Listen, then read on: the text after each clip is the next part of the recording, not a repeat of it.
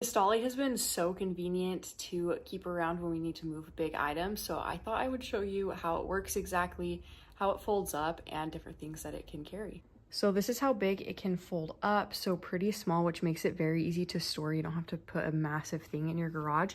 This little part down here is the platform that you put things on. It easily just unfolds just like that.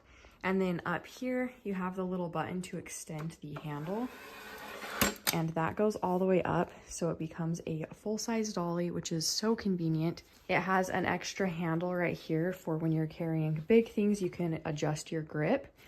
And right here is a additional little hook, so you can slide this over whatever you are carrying and it'll keep it in place. It also comes with these straps, and I will show those in a second when I have something on here. But it has a nice big sturdy base. The wheels are a rubber material, really nice. And it also has an extra set of little wheels down there, so when you tilt something backwards, the whole dolly will tilt very, very easily on those little set of wheels until you get to the bigger wheels, just like that. So let me show you exactly how it looks to use.